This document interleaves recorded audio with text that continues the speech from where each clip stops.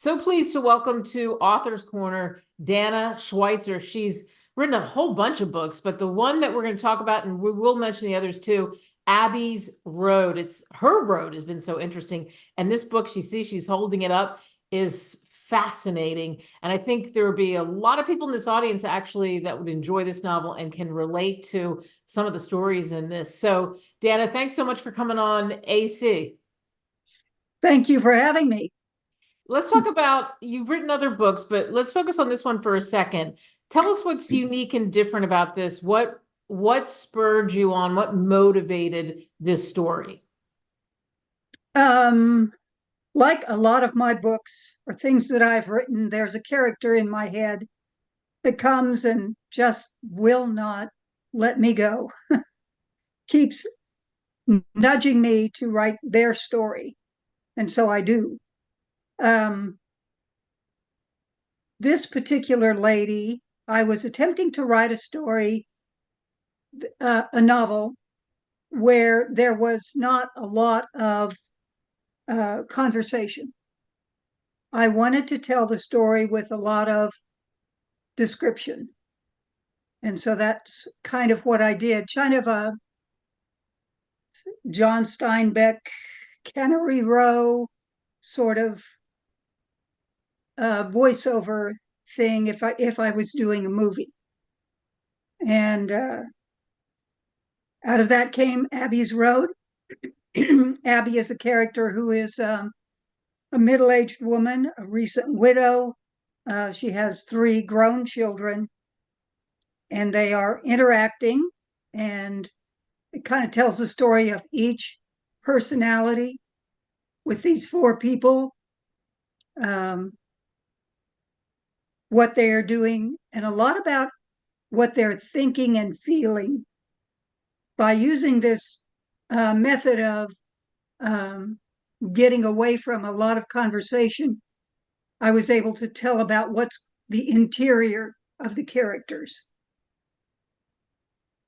Was that fun for you? Because, like you said, you could really flush out their emotions. I love when you said that about the emotions, because that's a whole different approach than I said this and you said that, and then we went here and oh, they were angry about this. That had to be really, and I bet it poured out of you. That had to be really something that was fun to write and super unique because you could really develop the characters. It really was fun to write. Um, by being able to get into the mind and the emotion of the characters, they tell me what they are thinking and feeling, and I put it down. But Nice. yes, it was a lot of fun to write. Nice. And it's interesting having read this and processing what you're saying, it completely makes sense to me because usually when we read, and this is different about yours, like you talk about Shelley, there's Shelley. You talk about Margaret. Tell us about, we're not going to give everything away, but tell us about Margaret. What's Margaret like? Margaret is a very small stature person. She looks different than her siblings, and her view of the world is probably different than theirs. From infancy, she's grown up in a particular family. She has a very strong connection to her father. And as most first child siblings, she feels distant from her mother. She loves her, but there's a distance in there. But she's a very strong character, even though she's a tiny person. She's one of those little people that you might meet in your life who can really do a lot of tough business. Boy, I so agree. I like that description. I so agree with that. I've met a few of those people. Absolutely. And I have a few fabulous, relatives that I would describe women relatives in a good way because Yes. they didn't take charge. They weren't evil, awful. They stepped up and people respected that. And it didn't matter their stature. So I love that description. And, the book is Abbey's Road. And I'm going to give people just a little taste here. Abbey woke up early enough that she had enough time to drink a cup of coffee and ponder what to do next before she picked up her daughter. She'd been able to discern that they probably both needed to go home. Margaret may not want to, or she may have difficulty getting time off from work, but Abbey would broach the subject and see what happened from there. And what I like is you talk about conversations with the other two children told her that they had been talking and were trying to put pieces together. Margaret was a beautiful baby whose mother had who had died practically in childbirth. So it's like you say, how you're really telling us about who they are and what's happening with them. Why did you say Abbey's Road? Why did you pick Abbey? The character told me what her name was, and she'd been running around in my head for almost 2 years before I finally wrote her. But her name was always Abbey. Right, from the very beginning. And I don't know, probably because I'm a Beatles era human being, Abbey's Road springs automatically to mind. And I was always afraid, well, if I call it that, is that going to be some kind of infringement? I don't want to get in trouble, but it's what it is. Yeah, no infringement. You're allowed to do that. So it's interesting Okay. in talking about Abbey's Road and taking a different direction in this. And really, like I keep using the word flushing out, but really flushing out the characters. So that makes us get attached, I think, to certain characters. When people read the book, what do you hope they take away? Somebody says, I'm going to read this novel. When they read it, what do you hope they walk away with when they finish the last page? That we can be given a tough life. We can have a rough road ahead of us. But Abbey never becomes mean. She never becomes angry at how her life has been. And it's the last statement that she makes in the book so far. I do have a sequel coming. You do? Where I'm going to, yes, I'm going to take these characters a little further. They won't let me go. So I've got to write this. I No love choices. that.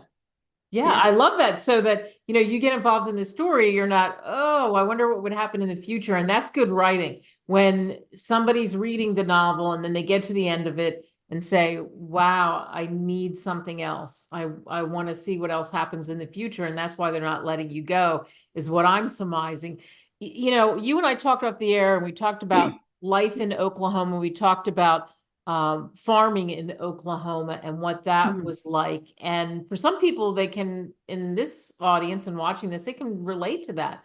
But would you have ever thought farming in Oklahoma would have led you to this incredible writing career? Because you've written several books and now you got another one rattling around. No, but I think maybe I'm a little bit like Abbey. I think I don't choose my life. I think it happens to me. Oh, and so it unfolds. It just unfolds before me, and it's like, well, what are you going to make of this? What are you going to do with this?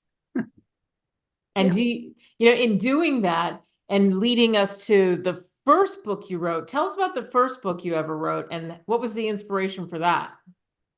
The first book I ever wrote was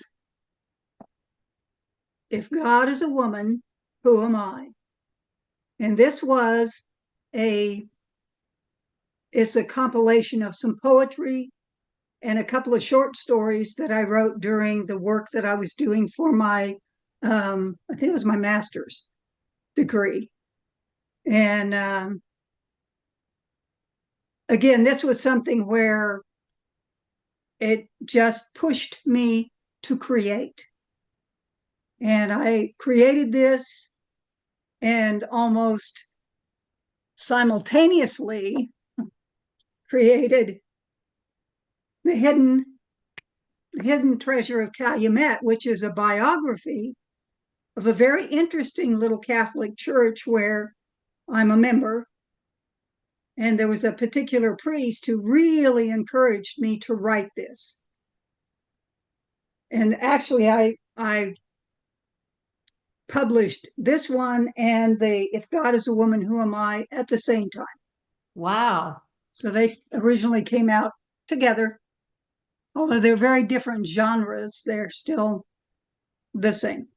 Tell us about Calumet. What's that like? Calumet is a little tiny town about I read somewhere once that they've never had a population of more than 400 people in the actual town. There's not much left of it anymore. There's, the usual couple of gas stations and a convenience store. There were restaurant. I think there is a restaurant there again. There's a bank and there's a school. Goes all the way from kindergarten to high school, good school. And there's 5 churches, which is very typical for Oklahoma. You'll have a little tiny town and have all kinds of churches there. Right, because people come in from other places, right? Oh yeah, yeah. The farmers all, the people, there's only 400 people in the actual town, but there's all these farms out here. And in Oklahoma, about every 160 acres belongs to another family. And so we have all these families that have known each other, grown up together all their lives. It's kind of cool. I was going to say that. What a unique thing, because so often now we find ourselves moving and shifting into different worlds and different populations. You grow up here, you go to school here, you marry someone here, or you're single and you're traveling around for your job. And there has to be, I don't know what it is, maybe it's grounding or it's the comfort in knowing there are people who actually know you. Has that been a good feeling?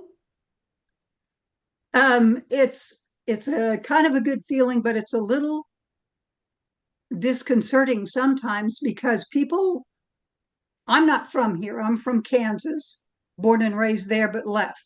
As soon as I could, I got away. But then I come here and eventually marry this man who is a 4th generation farmer on this piece of land. And so people that we go to church with will have known him from the time he was born. Wow. They know things about him that I had no idea. Sometimes it's really funny, and sometimes it's kind of, oh, didn't know he could be like that. I so understand that. Wow. And then life on the farm. What's life on the farm like? It's always busy. There is always something that needs to be done. There's always another piece of equipment that's broken. My husband right now is out sowing wheat. This morning he was working cattle. He had to get in the calves and get them ready to eventually be sold. We'll sell in a couple of months the calves because we do cow calf pairs. So we have cows and we have baby calves right now, and then we have bulls. Have to manage all those little little heifers and so forth. Yeah. All the animals. So for you in writing the book, like Abbey's Road, as we come back to that, the novel and different characters in the book and how it poured out of you, is any of the inspiration, do you think, from anything around you? Does anything around you kind of come into some of your books? For these characters, each one of them has a little bit of some portion of my life because I'm really old. I'm 78 now. And so I can look back on my life and see that I've lived in 5-year increments. My husband and I have been married for 35 years, but within that, there have been 5 years for school, 5 years for this kind of job, 5 years. Somehow at the end of that 5 years, I move on. Which maybe other people have the similar thing with blocks of time. It might be longer, it might be shorter, but it's interesting to look back at that. And by the way, you're not old. 78. Are you kidding me? That is not old. Well, we certainly can't wait for your next book to come out, the sequel, Abbey's Road, and all the other great books you told us about. You can get on Amazon, Barnes Noble, or wherever great books are sold. And wow, just having this conversation with you just I think is wonderful and spurs on, I hope, for other people, the idea that you always have the ability, because I see you as that person, to do what it is. Wherever life takes you, you can adapt, you can put that puzzle together. And that's kind of the sense I got from your book and the characters and their strength. Great. Great. It's, Well, there is one other book, okay. Secrets in the Desert. This is my big novel that I wrote based on a little story I did for the master's program. And tell us about that book, Secrets in the Desert. Secrets in the Desert is a conversation between two professors at a college. He's a bored professor looking for something new, and she is a slightly younger professor who's just come back from Europe and North Africa. She'd been on a archaeological dig, and all of they sit together and she tells him her story of the last year. Now, she traveled around Europe. She met up with a distant mother. That mother passed away, and it sort of talks about a lot of